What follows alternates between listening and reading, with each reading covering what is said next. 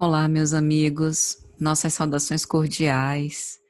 É com muita alegria que nós estamos aqui mais uma vez para o GELAC, Grupo Espírita Luz, Amor e Caridade, com muito gosto, para falar de um tema tão importante sobre uma obra de parceria do Espírito Emmanuel com o Espírito André Luiz, e uma parceria também psicográfica de Chico Xavier e Valdo Vieira.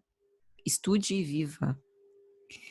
O nosso tema de hoje será alguma reflexão que nós vamos fazer sobre nas crises da direção, naqueles momentos mais dolorosos, difíceis, que em geral a gente reza para não acontecer, mas que por vez ou outra a gente se depara como agir, o que fazer.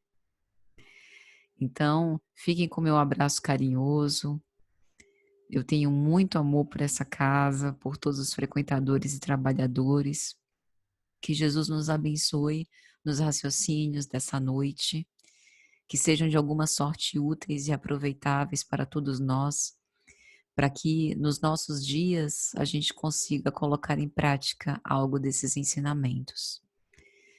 Então aproveitamos esse clima de agradecimento para elevar os pensamentos ao céu e rogar a nosso Senhor Jesus Cristo que nos ampare em nossa pequenez, que nos dê muita força e bom ânimo, discernimento e lucidez para abordar esse tema com a serenidade e clareza necessários, e que nas nossas lutas nós não nos sintamos sozinhos. Saibamos que o Cristo sempre está conosco em todos os momentos. Que assim seja. Então, gente, em cada capítulo da obra Estude Viva, nós vamos encontrar duas mensagens, a primeira de Emmanuel e a segunda de André Luiz, sobre temas excepcionais. E antes das mensagens, a gente também vai encontrar nos capítulos duas referências para aprofundar os nossos estudos, daí o nome do livro, né? Estude e Viva, ou seja, leia e ame, né? Leia o Evangelho e esmiúce, tente colocar na sua vida, uma mensagem para todos nós. Então, os instrutores espirituais vão colocar duas referências de O Livro dos Espíritos e de O Evangelho segundo o Espiritismo, para detalhar o material que foi ali posto, né? O conteúdo que foi ali ministrado. Então, nesse capítulo, nas crises da direção, a gente se pergunta: o que fazer quando nós nos defrontamos com uma situação imprevista? O que fazer quando a crise se instala? Quando nós não temos a resposta pronta para os nossos desafios? Desafios da administração de recursos financeiros, desafios da vida familiar, desafios das próprias expectativas, das expectativas dos outros, que muitas vezes a gente se vê às voltas para poder lidar com isso, das nossas próprias demandas emocionais, da necessidade de se sentir aceito e acolhido. Porque, em geral, a emoção mais frequente nas crises é o medo. E o medo é motor, propulsor de uma série de outros conflitos que nós temos. A fuga ao dever, a ansiedade, a depressão, o sentimento de impotência, de impossibilidade, a subestimação das próprias capacidades. Então, Emmanuel aqui elucida como é importante, nesses momentos decisivos, nós mantermos uma atitude perante a vida com base no esforço construtivo, na renúncia santificante. Mas às vezes, ou melhor, quase sempre, como psiquicamente rege-se o princípio do prazer, a gente busca evitar o desprazer, fugir das circunstâncias dolorosas. Em geral, a gente usa a nossa capacidade ou pretensa capacidade de controlar as coisas da vida, não para que a gente se cerque de uma situação absolutamente confortável, mas que a gente fuja de um mal-estar que nos incomoda. A gente se afasta das coisas que a gente sabe que tem que avaliar, atualizar, ressignificar, elaborar, e a gente vai deixando para depois. Por vezes a gente se engana, tem uma série de fantasias, conscientes ou inconscientes, achando que tudo vai dar certo. É como a pessoa que vai prestar concurso, com a ideia, o que a gente chama de fantasia da onipotência, que vai conseguir consumir todos os conteúdos já escritos para fazer a prova, de todos os autores, de todos os modos. E a gente sabe que isso é humanamente impossível. Na prática, é muito difícil que a gente consiga liquidar tudo. É necessário escolher, decidir, optar, fazer uma seleção, atacar aquilo que é mais importante, criar prioridades, organizar-se, planejar-se, programar-se, reavaliar essa programação. E à medida que a data da prova vai se aproximando, a tensão vai aumentando, e a gente tem esse desafio de manter a serenidade e a calma para que todo o trabalho não vá por água abaixo por conta da questão emocional. O tempo inteiro somos nós perante nós mesmos. Então, as crises da direção, elas não são apresentadas por um fator externo que nos gera perturbação. Poxa, eu estava aqui ótima, né? Minha vida estava perfeita, quando de repente chegou a pandemia. Aí minha vida virou de cabeça para baixo, foi algo horrível. Eu não estou querendo com isso relativizar o impacto da pandemia. A pandemia realmente teve um impacto destruidor sobre, praticamente eu ouso dizer, todos nós, embora impactos diferentes, de ordem emocional, de ordem financeira, de ordem econômica, de ordem política, de diversas ordens, de diversos graus.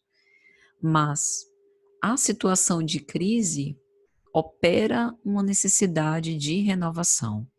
Perante uma pandemia, a gente se viu numa situação de que a gente não poderia repetir a mesma forma de estudar, a mesma forma de conversar com as pessoas, a mesma forma de fazer mercado, de trabalhar. A gente precisou se reinventar e ainda está aprendendo a fazer isso em uma série de circunstâncias. Como foi tormentoso para certas criaturas saírem dessa posição de pseudo-conforto para partir para uma ação construtiva. Quantos ainda hoje resistem a esse movimento de mudança? E quantos entenderam esse processo como uma libertação em certos aspectos, né? Alguns de nós perdemos familiares, por exemplo, né, pela pandemia, ou ficamos doentes, e ainda a gente sabe dos estudos médicos relacionados sobre o sem número de repercussões, de efeitos pós uma infecção de Covid. Então, mais uma vez, eu repito, não estou querendo colocar, né, que isso não é nada, tem um valor importante e tem uma gravidade relevante, sim, mas também é móvel da lei moral da vida de destruição, que precisa transformar para evoluir. E aí, qual a nossa posição perante esse movimento da vida, essa proposta da vida? A gente permanece no mesmo lugar, como crianças birrentas, de braços cruzados, batendo o pé, se joga no chão, esperneando, ou a gente levanta, mais ou menos maduros, para poder enfrentar a situação, da forma como nós podemos naquele momento. Entendendo que o auxílio espiritual jamais escasseia, principalmente nos momentos de dificuldade. Eu fico impressionada com a sabedoria do alto. Eu me lembro que Divaldo, se eu não me engano, estava num evento da Federação Espírita do Paraná, logo no início do ano, quando, através dele, Bezerra de Menezes se manifesta. E, na psicofonia, Bezerra de Menezes falava sobre os tempos que iriam chegar, os tempos difíceis, que mais tarde a gente iria entender os motivos dessa doença, para que ela chegou nesse momento, a sua conexão com a transição planetária, mas colocando a mensagem do Evangelho de Jesus acima de tudo isso. Jesus nunca foi tão procurado, nunca foi tão pensado, plasmado em pensamento por todos nós. E é importante que nesses momentos de crise a gente não esqueça da nossa proposta enquanto espíritos imortais. Porque a gente veio para um mundo de provas e expiações para enfrentar desafios, a fim de que a gente consiga desenvolver robustez moral para enfrentar desafios ainda maiores. O nosso objetivo é fazer o testemunho do melhor modo possível com as condições que nós temos. Daí a importância de nós assumirmos a responsabilidade dos deveres que também nos sejam desagradáveis, principalmente desses, porque o nosso padrão de fuga, de deserção, já mostra qual foi a resposta mais comum e repetida nos últimos tempos perante aquela situação. Então, aquilo de que a gente foge, que a gente teme, que a gente evita, que a gente geralmente não quer enfrentar, que nos é mais desagradável, quase sempre nos é mais necessário. E é importante que a gente tenha essa noção de relevância dessa etapa, dessa lição, dessa experiência para a nossa vida. E nessa mensagem de Emmanuel, a gente também vai ver a importância da prece em todos os momentos, sobretudo nos momentos mais aflitivos. A prece, grosso modo, é um recurso, um alimento que a gente irreleva, dispensa, esquecendo dos seus benefícios, dos seus efeitos, esquecendo de como ela promove consolo, conforto, bom ânimo para as nossas dificuldades. Não estou falando do pessoal do GELAC que frequenta o Evangelho das Quartas, porque a gente não tem falado de outra coisa a não ser o poder da prece, a eficácia da prece, a ação da prece nos últimos meses, estudando os últimos capítulos de O Evangelho segundo o Espiritismo.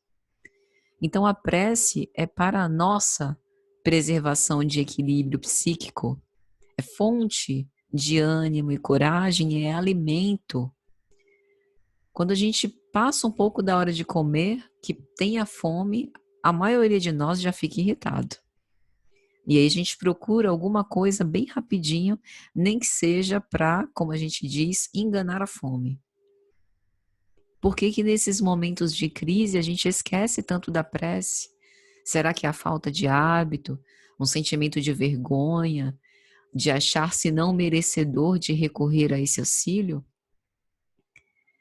É bem verdade que a prece, os benfeitores espirituais, o nosso mentor espiritual, o anjo de guarda, não vai assumir por nós a responsabilidade de direção da nossa vida, mas pode ajudar-nos na orientação daqueles que estamos perdidos no momento de crise. Nós estamos sob a tutela de pessoas que têm o dever honroso de nos ajudar e fazem isso com o cumprimento de uma missão. Eles se comprometeram, muitos por amor, porque têm um laço afetivo conosco desde priscas eras. E muitas vezes somos nós que nos distanciamos dos nossos anjos de guarda, como Kardec vai colocar em O Livro dos Espíritos e em O Evangelho segundo o Espiritismo. Escolhemos a sintonia de outros espíritos tão ou mais perturbados do que nós, que estão assim, que pululam no planeta, na crosta planetária, nas crises da direção. Então, por um descuido, uma incúria nossa, a gente se associa com outras mentes que não vão nos dar o arrimo de que necessitamos. E aí a gente entende porque Emmanuel, curiosamente, coloca como uma das referências no texto o item 9 do capítulo 12 de O Evangelho segundo o Espiritismo, que é uma instrução do espírito Jules Olivier sobre a vingança. Meu Deus! Ele está falando sobre esses momentos conflitivos de crise, das nossas dificuldades, da necessidade da gente tomar alguma ação construtiva e vai falar sobre vingança? O que que uma coisa tem a ver com a outra? Aí a gente vê a sabedoria do espírito superior. Por quê? Nos momentos difíceis, em geral, nós estamos fragilizados e mais vulneráveis. Essa reencarnação é a nossa melhor versão. Todo mundo já sabia disso, né? Não estou contando nenhuma novidade. Então, nós vimos repetindo velhos padrões, dos quais ainda trazemos, se não os padrões, isto antes, as marcas, através das inclinações, dos impulsos instintivos, das tendências. E esses velhos padrões, que a gente já estava acostumado a repetir reiteradamente, vida louca, como dizem os jovens, em outras reencarnações, agora nós estamos sendo convidados a atualizar, reavaliar. O que vocês acham que acontece quando a gente está num momento de crise? A tendência é manter-se beatificamente num ato sereno ou repetir aquilo que eu já estou acostumada a fazer há muito tempo. Recordamos da fragilidade e da vulnerabilidade, do espírito imortal que eu sou em franca ascensão, mas ainda num estado de imperfeição. E considerando a psicosfera de um planeta de provas e expiações, onde o mal ainda predomina, como vai dizer Kardec em O Evangelho segundo o Espiritismo, a gente pode imaginar a maioria de amiguinhos espirituais que a gente encontra, em que sintonia eles vibram. Portanto, para que a gente possa vibrar em esferas mais altas, há que se ter esforço, constância, perseverança. A lei de progresso é uma das leis morais da vida. Então, a marcha é para frente. E a gente precisa, nesse convite amoroso que tivemos nessa existência, reavaliar o que a gente faz. Vou contar um caso para vocês, a história de um casal que tem 40 anos de consórcio, de conjugalidade. E numa das conversas, a mulher do casal chegou para o marido e disse: "Nossa, mas como você mudou nesses últimos anos. Quando eu me casei com você, você não tinha esse linguajar frívolo, chulo. Era polido, educado, gentil, amoroso. Nem parece mais a mesma pessoa. Afeiçoado ao trabalho, aos deveres domésticos, comprava até joias para mim, me enchia de presentes, de mimos, era carinhoso, amoroso. Hoje, com algum esforço, eu ainda consigo perceber algumas evidências desse jovem que ficou para trás. De algum modo, ele ainda está aí em algum lugar. Mas sobre ele foram colocadas tantas camadas, tantas cascas defensivas, que eu já não lhe reconheço.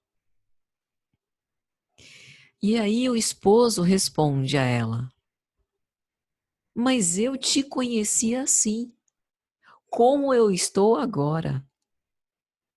E foi justamente por ter te conhecido assim, que falava tudo o que pensava, sempre muito espontânea, xingava até, irreverente, para frente, foi que, com a convivência, eu acabei agasalhando isso." E prontamente a esposa responde: "Mas eu mudei. Essa é a diferença. A mulher que você conheceu na juventude, ela ainda tem alguma vida dentro de mim. Mas sobre ela, eu amadureci. Eu consegui pegar das experiências a sabedoria necessária, que não me fez repetir os velhos erros, mas me modificar. Eu atualizei aquela versão. E hoje, embora não esteja superada essa jovem que você conheceu um dia, ela deu lugar a uma jovem senhora que é mais consciente de si, que quer outras coisas, aproveitar a vida de outro modo. Olha que aprendizado interessante dessa conversa e que tem plenamente a ver com o que a gente está trazendo aqui. Tudo progride. Não obstante as nossas tendências, a gente não pode regredir pela nossa incúria. A gente sabe que ninguém retrograda, mas a gente se estagna também e acaba se confundindo e ficando às voltas, andando em círculos no mesmo lugar. Enquanto os companheiros ao nosso redor estão tentando nos puxar para frente, a gente quer se afeiçoar com o pior que há no outro, se identificar com aquilo que muitas vezes me irritava e que eu condenava e criticava. Advirto, isso acontece com muita frequência para aqueles que se tornam censores da vida dos outros. De tanto se fixar na crítica do outro, naquilo que o outro tem de pior, acaba introjetando. Se identifica de tal modo que incorpora no seu modo de ser tais características. Essa é uma advertência muito preciosa para que a gente possa se acautelar sobre isso. Então perceba que é por isso que Emmanuel coloca uma mensagem sobre a vingança. Não retrograde, não volte a alimentar velhos padrões, ande para frente, como essa senhora da história. E nessa mensagem o Espírito vai dizer: a vingança é um dos últimos remanescentes dos costumes bárbaros e que tende a desaparecer entre os homens quando eles vão, ou à medida que eles vão evoluindo moralmente. A vingança constitui um indício certo do estado de atraso dos homens que a ela se dão e dos espíritos que ainda se inspirem nela. Portanto, meus amigos, nunca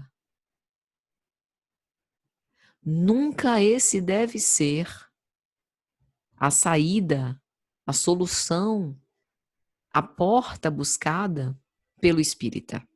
Vingar-se é contrário à prescrição do Cristo que diz: perdoai aos vossos inimigos. Numa crise, muitas vezes, como é que a gente se comporta? A gente se vinga quando se sente magoado, ferido, passado para trás, esquecido, quando não temos mais como exercer o nosso suposto poder. Ou ainda a gente se vinga por inveja, a maldade imbricada em nosso coração. Aquele sentimento de impotência tão grande que muitas vezes a gente se vinga através de um sentimento de agressividade e irascibilidade voltado contra o outro.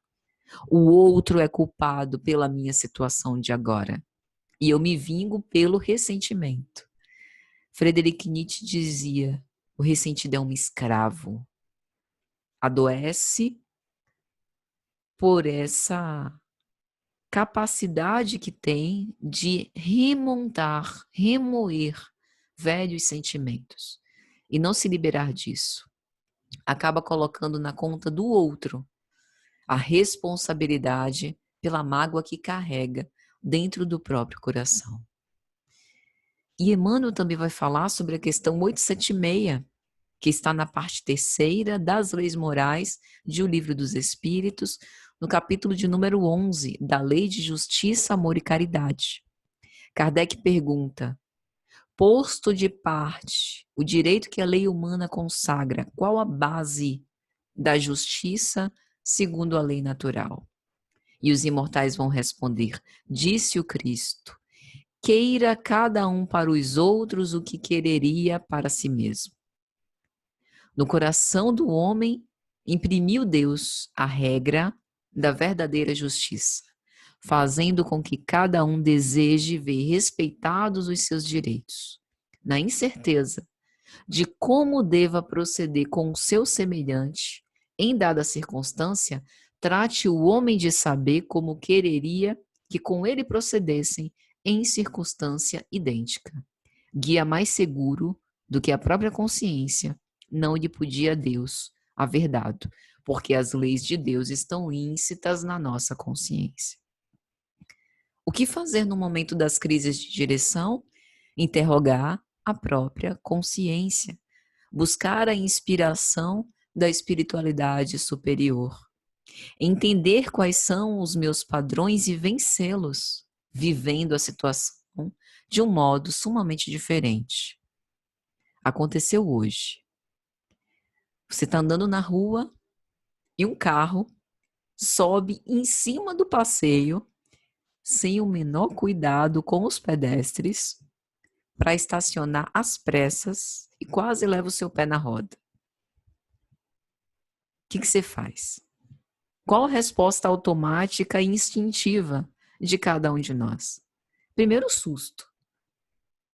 Passado o susto, reagir, vociferar, atirar uma pedra, no mínimo, olhar para a cara do motorista com um olhar fulminante, desses que, se os olhos fossem revólveres, assassinariam na hora o motorista. Ou fazer uma prece, agradecendo a Deus o livramento, porque poderia ter ocorrido um desastre, o pior, que não veio a ocorrer. Orar pedindo serenidade e calma para aquele motorista, que não deve estacionar daquela forma. Deve chegar devagarzinho. Queira cada um para os outros o que quereria para si mesmo, dizem os imortais, repetindo Jesus. E o que é que nós quereríamos naquele momento se fôssemos nós os motoristas? Alguns poderão dizer, bom, se a gente estivesse caçando briga, nós quereríamos uma resposta do outro lado só para iniciar a confusão. Mas isso, pela consciência, a gente sabe, não seria producente para a nossa vida espiritual. Então, no fundo, o que nós desejaríamos mesmo é o perdão do ato impensado. Naquele momento pode ter acontecido tanta coisa. O motorista pode ter ficado chateado com a pessoa que está andando no passeio, tipo, pessoa lerda, sai da frente, eu estou querendo parar exatamente no passeio por onde você está andando. E por um lapso de consciência, digamos assim, esquece que o passeio é o lugar do pedestre transitar. Ele poderia estar com pressa de comprar uma fralda numa farmácia que estava a 5 minutos de fechar e estacionou de qualquer jeito. Ele pode ter perdido o controle da direção, calculado mal o giro do volante. Tanta coisa pode ter feito. No momento que ele avançou, confundindo os pedais, alguém pode ter assustado ele, ou do lado do carona, ou atrás no próprio trânsito. Tanta coisa pode ter acontecido, ou nada. Ou ele realmente quis passar por cima. Não estou fazendo nada mesmo, vou dar uma passada por cima do pé daquela pessoa que está, né, andando ali. Independente dos motivos, se nós estivéssemos naquela situação, desejaríamos o perdão, principalmente se tivesse ocorrido pior. Ninguém quer confusão. Sinceramente, ninguém quer confusão. Ninguém quer enfrentar dificuldades. Ninguém quer passar por processos dolorosos. Todos nós queremos ser felizes. O problema é que nem sempre a gente acerta o caminho. Vai enveredando por caminhos que nem sempre são os melhores. Por isso que a mensagem de Emmanuel vai dizer: é muito fácil nos desinteressar dos aspectos menos agradáveis do serviço necessário à preservação da verdade e do bem. Isso acontece principalmente quando as consequências não nos dizem respeito. Se temos a obrigação de inspecionar, ou melhor, se não temos a obrigação de inspecionar as deficiências da estrada, muito de raro em raro nos incomodamos com a brecha deixada pelo aguaceiro na base do viaduto. Não sucede o mesmo com os responsáveis que desdobrarão esforços para remover o perigo. É aquela velha história. Não é minha culpa, não está sob a minha responsabilidade. Mas isso nos afeta de algum modo? Podemos contribuir de algum modo para minimizar o impacto dessa crise que se estabelece? Se a gente morasse aqui, seria interessante? Como nos sentiríamos se alguém fizesse algo relacionado a isso por nós? São coisas para a gente pensar. E aí Emmanuel diz, como ocorre nesses casos que a gente se desinteressa quando não tem afetação pela coisa, ocorre também no cotidiano. Queremos tranquilidade. E aí surgem riscos à frente. Somos pais e acordamos juntos de filhos carentes de amparo em forma de advertência. Orientamos empresas e verificamos omissões ante as quais o silêncio seria apoio ao desastre. Exercemos funções educativas e somos defrontados por ocorrências que comprometem a segurança da escola. Administramos instituições de interesse geral e encontramos falhas que não nos será lícito desdenhar com displicência, sob pena de aprovarmos a influência das trevas. Ou seja, em cada passo do nosso caminho defrontamos dificuldades, falhas, pontos fracos que demandam a nossa necessidade de ação construtiva, a nossa atenção e o nosso cuidado. Mas qual tem sido a nossa resposta? Tem sido uma resposta ativa, proativa, de resolver os conflitos ou de fazer só um paliativo para postergar a real resolução da coisa? Será que a gente enfrenta cara a cara a situação, o problema, ou deixa sempre para depois? Emmanuel vai explicar. São esses momentos mais dolorosos para os que receberam encargo de velar por alguém ou para uma comunidade. E nesses trechos periclitantes do trabalho a fazer, nós frequentemente somos impelidos a abandonar, a deserção. Entretanto, comandante algum é trazido a conduzir um navio a fim de abandoná-lo ao sabor das ondas em momentos difíceis. A gente não foi convocado para essa reencarnação. Esse planejamento precioso, bem elaborado, não foi feito para que, nas crises da direção, a gente fuja ao dever. No momento decisivo, como nós nos portamos? A gente abandona? Buscamos o caminho de menor esforço? Nos eximimos da responsabilidade que está depositada aos nossos ombros? Nos achamos incapazes? Nos achamos pequenos demais, subestimamos a nossa capacidade de enfrentamento?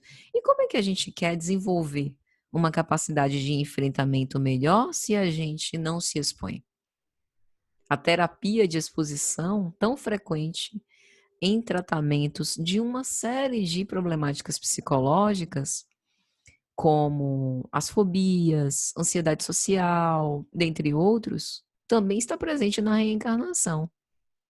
Se a gente não for para a luta, nós não vamos evoluir. Teoricamente, é indispensável a prática. Veja, fora da caridade não há salvação, é o lema espírita. E a caridade é a ação construtiva no bem. É o amor em ação. Ação, não em teoria. Será que a gente não quer se sacrificar o mínimo que seja? Quantos se sacrificaram por nós, para que nós estivéssemos aqui? Então, a gente vai precisar sair do lugar. Pelo menos esse é o convite. E Emmanuel também pergunta, que fazer? Que fazer, todavia, nas crises inevitáveis, quando é preciso apontar e retificar, esclarecer e definir? E ele aponta uma solução que absolutamente todos nós podemos fazer.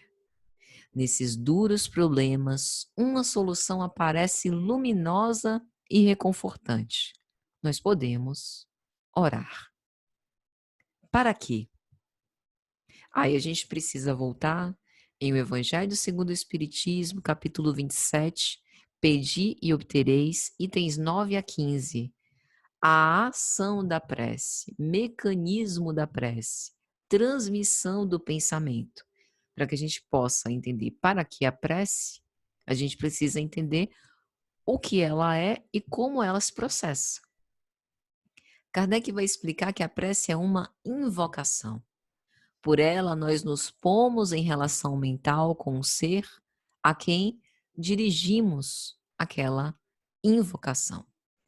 Para entender de outro modo, pela nossa intenção e bons sentimentos, a gente atinge certas faixas vibratórias específicas, do mesmo modo como ocorre no campo das frequências da vida material. Por exemplo, o ser humano, ele consegue ouvir frequências de 20 Hz a 20.000 Hz, ou 20 kHz. Os cães já escutam em outra faixa, de 15 Hz a 50 kHz. Ou seja, a partir de 20 kHz, faixa que o homem não detecta, o som pode se tornar incômodo aos cães. Os morcegos já ouvem em outra faixa, de 1 kHz a 120 kHz. Os golfinhos, de 70 a 240 kHz. Cada um está na sua faixa de frequência. De modo análogo, se os nossos pensamentos e sentimentos estão purificados, quer dizer, carregados de intenções de amor, porque quando a gente fala assim de pensamentos e sentimentos purificados, em geral, a gente pensa, se tornou anjo, né? Espírito puro. Não é isso. Purificar os nossos sentimentos é se esforçar para ter a intenção de amar, porque amar é uma decisão. Intencionar a paz, as boas vibrações. Então, quando a gente tem esses pensamentos e sentimentos purificados, de boas vibrações, as faixas mais densas não são atingidas por esse pensamento. Por quê? Porque está fora da faixa detectável de frequência. E à medida que a gente consegue essa elevação, maior potência tem a nossa invocação. E daí a nossa prece. A prece não é exatamente como uma carta, que a gente precisa de um remetente e de um destinatário, não pode esquecer de colocar o CEP, tem que pagar uma taxa para os correios colocar o selo, senão não vai. A prece é como um músico que toca na sacada de um prédio. E aí algumas pessoas vão fechar a janela, outras vão abrir para apreciar, vão até bater palmas, pedir bis. Ou seja, aqueles que se sentem tocados, emocionados, são como os bons espíritos, que se sensibilizam pelo nosso apelo humilde, sincero e desejam nos auxiliar. Aqueles que fecham as portas são os que não estão interessados de sintonizar com essa vibração. Por isso Kardec vai dizer, as preces dirigidas a Deus são ouvidas pelos espíritos encarregados da execução dos desígnios celestes. As que são dirigidas aos bons espíritos vão para Deus. Então, uma prece ampara sempre se nós tivermos conexão sentimental. Se o interessado, como vai dizer Emmanuel na obra Segue-me, capítulo 77, Ação e Prece, se o interessado em proteção e socorro não lhe prestigia a influência, ajudando-lhe a ação, a benefício dos seus próprios efeitos, é claro que não funciona. Mas se o interessado se empenha com boas intenções, a prece ampara sempre.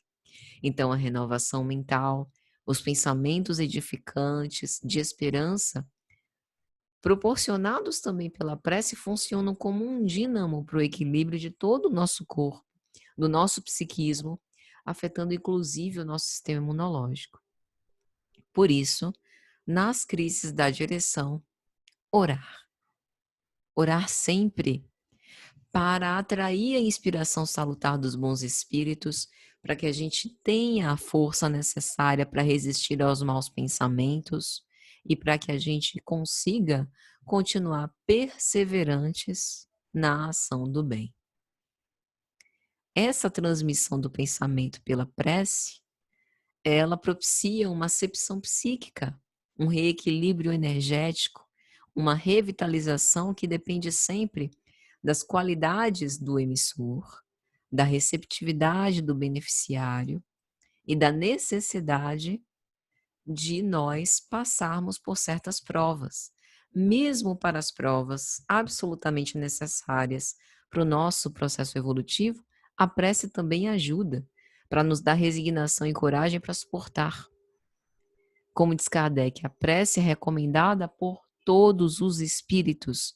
Renunciar a ela é ignorar a bondade de Deus, rejeitando para si mesmo sua assistência e para os outros o bem que poderia fazer. Então, meus amigos, veja como nós estamos necessitados em todos os momentos da prece. Kardec chega a questionar, na questão 663 do Livro dos Espíritos, quando ele vai abordar temáticas sobre a prece, que ele vai perguntar o seguinte: as preces que por nós mesmos fizermos podem mudar a natureza das provas e desviar-lhes o curso? E os imortais dão uma resposta excelentemente inteligente. As vossas provas estão nas mãos de Deus, e Deus sempre leva em conta a resignação. A prece atrai os bons espíritos, que nos ajudam a suportar corajosamente as provas. Por isso, a prece nunca é inútil quando feita com sinceridade de propósitos. Quando a gente fecha a porta do nosso quarto e deixa do lado de fora as nossas preocupações e se entrega, sem o orgulho, sem a presunção de que a gente vai controlar nada, realmente desejoso de uma transformação moral. Assim, a prece fortalece aquele que ora, o que já constitui um grande resultado no enfrentamento das próprias provas. Por isso, Emmanuel termina sua mensagem dizendo: quando te encontres em obstáculos desse matiz, não censures os companheiros que passam despreocupados ante as lutas com que arrostas e nem te acomodes com o mal, sob o pretexto de lealdade à harmonia. Ora sempre, fiel ao bem, à verdade, mesmo que todas as circunstâncias te contrariem. Nada de fazer observações em relação às outras vidas. Basta a nossa. Então, veja a importância da gente ter falado sobre a vingança e todos os outros convites à desarmonia. E a Emmanuel, reforçar como Emmanuel coloca, a prece como roteiro, como luz que clarifica os nossos sentimentos. É uma questão de escolha. Através da prece, diz ele, dar-te-á ao Senhor a força justa, com a medida adequada e a palavra precisa no rumo certo. Assim será sempre, porque se a criatura dirige, Deus guia. Manejamos a vida, mas a vida é de Deus. Nós precisamos também aprender a confiar. Às vezes a gente tem uma presunção de que pode tudo, e os flagelos que nos chegam, as crises na direção, nos mostram que quem tudo pode é Deus. E aí, amigos, na mensagem de André Luiz, dentro desse mesmo capítulo, André Luiz tem uma forma muito peculiar de escrever, que ele escreve sentenças curtas e que tem o efeito assim de ferro em brasa, né, nos nossos sentimentos. Ele tem essa característica de escrever pouco e dizer muito com aquilo que ele propõe. Ele quase sempre escreve numa forma assim de proposições muito práticas. Ele tem essa característica especial. Então, no texto que ele coloca, que ele vai dar o título de Sentenças da Vida, ele começa dizendo: cumpra os deveres desagradáveis. Buscar apenas o nosso deleite é comodismo crônico. Ou seja, todos nós, por exemplo, na nossa atividade profissional, temos algumas atividades, por mais que a gente ame profundamente a nossa profissão, temos algumas etapas, algumas atividades, algumas ações que nos incomodam. Não gosto muito dessa parte. Essa parte podia pular, né? Poxa, é desgastante, dá muito trabalho, ou então não vejo o benefício disso aqui, mas sei que é importante. Faça. Porque é um modo também da gente exercitar a disciplina. A gente não vai ter tudo que a gente quer, apenas aquilo para o nosso deleite, para a realização do nosso desejo. Eu me lembro de uma fala de Jesus a Pedro, no capítulo 21 de João. Quando eres jovem, tu te cingias, tu te vestias e ias aonde querias. Mas, tendo chegado a velhice, outro te dará a mão e te levará aonde não queres ir. Então, por vezes, a vida nos propõe caminhos para onde a gente não quer ir, mas que é absolutamente necessário que a gente vá. Situações desconfortáveis, crises enfrentadas, que a gente tem que saber como se portar. O próprio Pedro passou por isso. Uma crise instalada na igreja cristã primitiva entre Tiago e Paulo de Tarso, sobre a circuncisão, né? Todas aquelas discussões em torno da circuncisão. Tiago, com aquele apelo de levar um pouco do judaísmo para dentro da igreja cristã, o que serviu para sustentar a igreja de pé e evitar que ela, enfim, né, fracassasse em seus propósitos por conta das perseguições farisaicas. E Paulo colocando Pedro contra a parede para que ele se posicionasse, como se exigisse que Pedro escolhesse algum lado, um lado. E Pedro analisa: Tiago me é muito precioso e Paulo também. E aí ele se recorda da imagem da cruz, da estabilidade da cruz, da humildade da cruz, da renúncia da cruz, do equilíbrio. Confessa publicamente, mais uma vez, seus erros e abstém-se de todo julgamento, convocando os outros, se eles achassem que deveria ser tomada uma solução melhor, que tomasse, mas que ele se colocava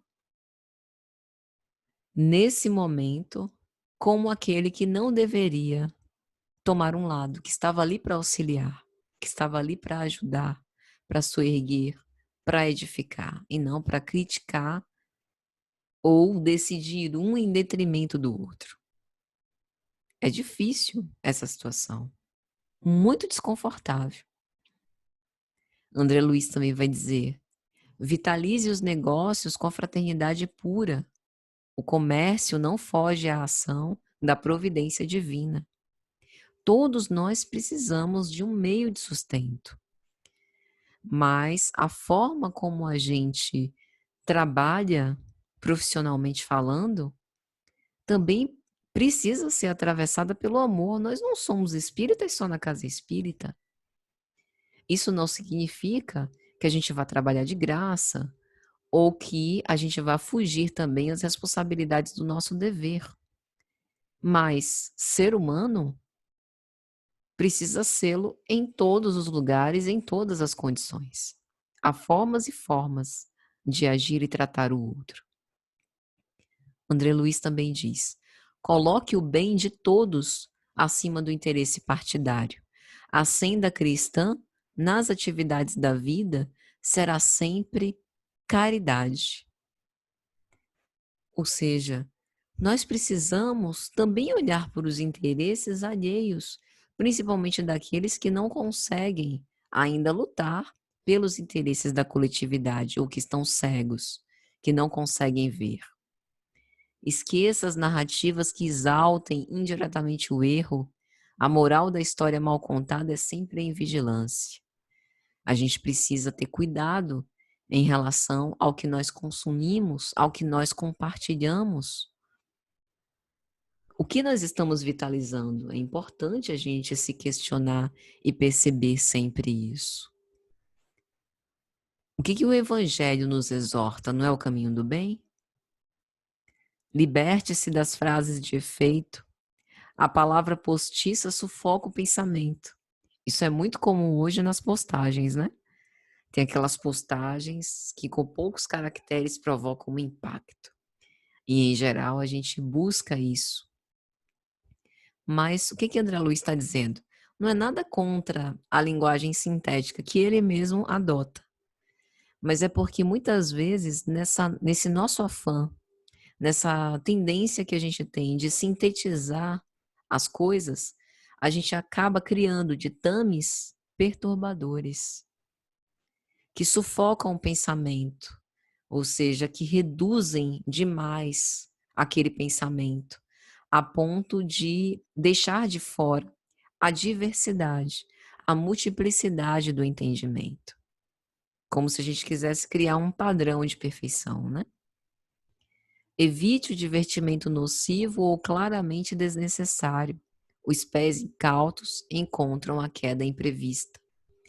Não é nenhuma demonstração com respeito a não viajar, a não se divertir. Ele está falando dos divertimentos nocivos ou claramente desnecessários. Ele não está falando de lazer, de momentos de prazer para abastecer as nossas energias e nos dar mais forças. Ele está dizendo, se tem caminhos pelos quais você já perambulou e sabe que não te pertencem, por que você ainda vai lá? Faz sentido, né? Resista à desonestidade. O critério do amor não se modifica. Às vezes a gente tenta adaptar os valores com base na situação. Não é assim que funciona. O valor moral é um valor que é imperecível, que deve ser respeitado por nós. Ninguém foge à lei. Valorize os empréstimos de Deus. Dar não significa abandonar, que é a história da prodigalidade. Valorizar a vida que nós temos, o tempo que nós temos, os recursos de que dispomos para multiplicar esses talentos. E André Luiz encerra dizendo: prestigie a sabedoria da lei, obedecendo-lhe. O auxílio espiritual não surge sem preço. Ajuda-te, que o céu também te ajudará. Faze por ti, que o céu também te auxiliará. Ou seja, somos nós que precisamos da lei divina, principalmente nas crises, para que a gente possa voltar a esse caminho melhor, a esse caminho da lei de amor, para que a gente possa se equilibrar e retornar ao prumo, fazendo aquilo que sabemos que devemos fazer. E que o amor seja sempre nosso lema, nossa diretriz maior. Meus amigos, eu gostaria de agradecer mais uma vez, penhoradamente, pela paciência, pela atenção de todos, na esperança que tenha sido de alguma sorte útil essa humilde mensagem. Que Deus abençoe ricamente e possa abençoar a todos. Muito obrigada mais uma vez. Até a próxima, se Jesus permitir. E para encerrar, vamos agradecer a Deus, mentalizando o nosso Mestre, Senhor Jesus, que tanto nos ama, nos acompanha em nossas dificuldades, nos momentos felizes de grandes realizações e conquistas. Senhor, ensina-nos a tua caridade, tua bondade, tua misericórdia. Fortalece nosso ânimo nesses momentos de tristeza, de dificuldades, para que a gente possa perseverar até o fim.